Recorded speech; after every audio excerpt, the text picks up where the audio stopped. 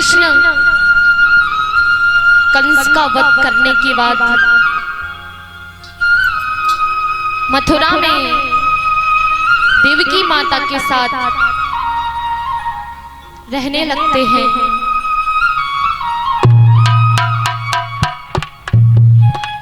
फिर वो गुरुकुल जाते हैं शिक्षा प्राप्त करने के लिए। वहां उनकी भेंट सुदामा जी से हुई। आप सुदामा चरित्र कथा आगे सुनेंगे। अभी अब हम गोपी उद्धव संवाद की तरफ चलते हैं।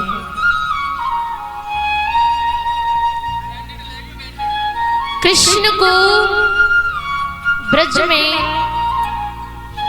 10 वर्ष 8 महीने रहना पड़ा। 10 वर्ष 8 महीने के बाद कृष्ण मथुरा आ गए। मथुरा आकर कृष्ण कहीं नहीं जाते,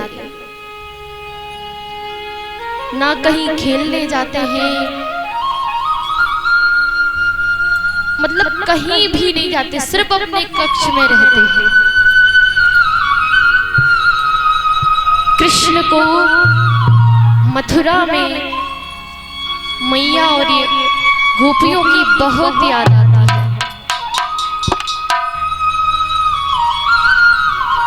कृष्ण एक बार अपने कक्ष में खड़े थे खिड़की के पास। वहां से यमुना जी का तट दिखता था। वो काफी देर से उस यमुना जी के तट को देख रहे थे। सोच रहे थे कोई गोपी आ जाए जिसे मैं देख लूं कि वो कैसी है। कोई नहीं आया। शाम का समय हुआ। शाम के समय को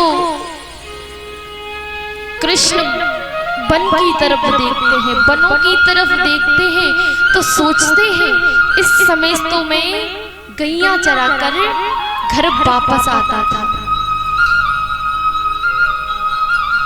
तो अचानक से सोच में डूब जाते हैं और मन ही मन नहीं, वाणी से भी उनके चिल्लाने की आवाज निकलने लगी। कृष्ण कहते हैं अरे दामा मनसुका जल्दी कर, आज तो देर हो गई, आज तो तेरी मैया भी मारेगी और मेरी मैया भी मारेगी। कृष्ण का भ्रम टूटा तो रोने लगे। देखा कि हम तो मथुरा में हैं। भाग के एक कोने में बैठ गए और इतना रोए कि हिचकियां बंद गई। हिचकियों से श्याम रोने लगे। उनकी हिचकियों की आवाज ऊधो जी ने सुनी, जो उनके परम मित्र थे, जिन्होंने देवताओं के गुरु बृहस्पति जी से शिक्षा ली थी, जो सिर्फ ज्ञान को मानते थे,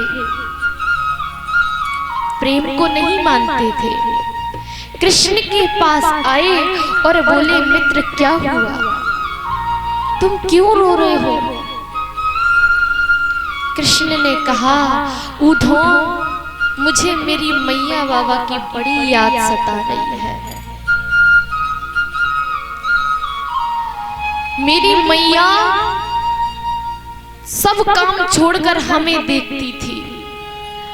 अगर मुझे भूख लगती थी तो मैया बड़ा से बड़ा काम छोड़कर मुझे भोजन कराती थी, मुझे माखन देती थी।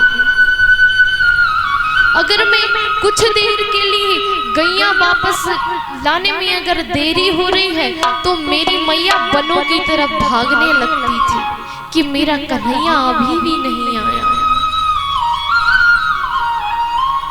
और मैं बाबा की क्या कहूं, मेरे बाबा कभी पादुका नहीं पहनते थे, तो मैं अपने सिर पर उनकी पादुकाओं को रखकर उनके पास ले जाता था और कहता था बाबा तुमने आज फिर पादुका नहीं पहनी। मेरे बाबा तब पादुका पहनते थे। आज मैं दावे के साथ कह सकता हूँ कि मेरे बाबा ने जब से मैं आया हूँ तब से पादुका नहीं पहनी होगी। और उद्धव गोपियों की मैं क्या कहूँ, वो तो अनंत प्रेम करती हैं हमसे।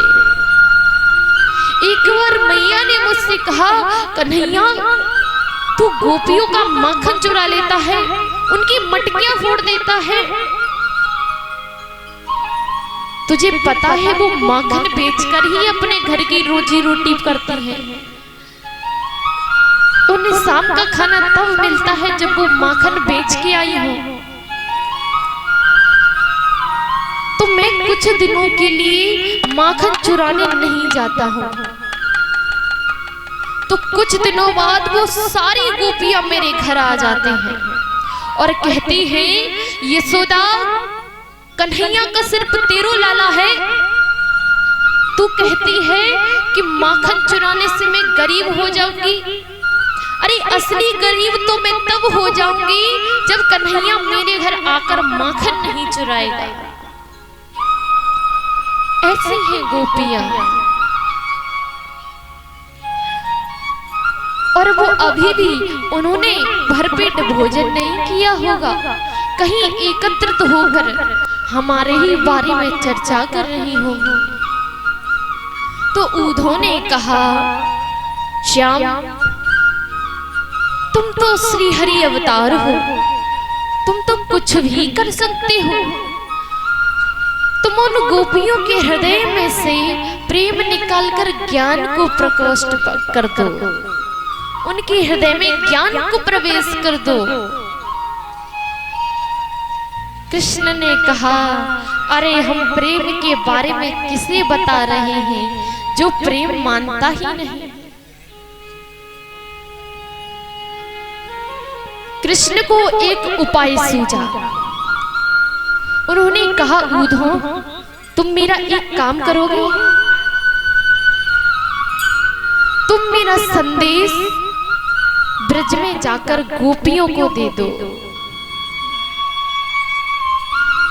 उनसे कहना कि श्याम ने कहा है कि अपने हृदय में ज्ञान को प्रवेश कर ले।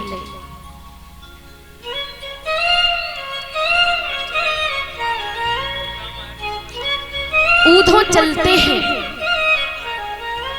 उधर गोपियां आपस में बात कर रही हैं, कह रही हैं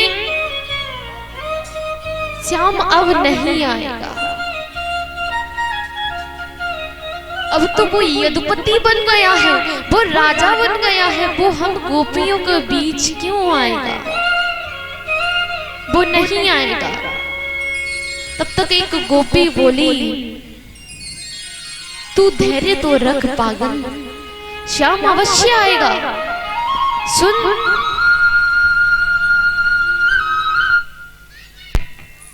और गोपी बोली, सुन श्याम अवश्य आएगा। और कहा,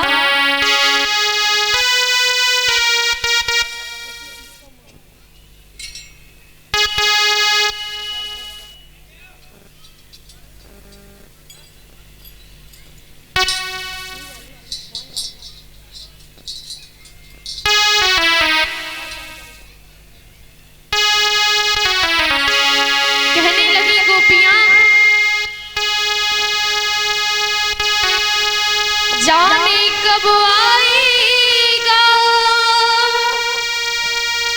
ओ मुझे अपना बनाएगा,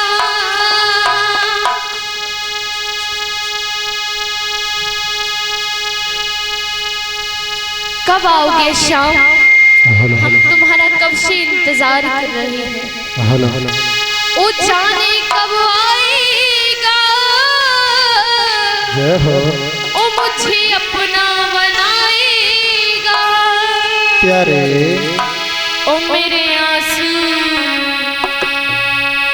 हम मेरे आंसू पहुंच कर कब गले लगाएगा।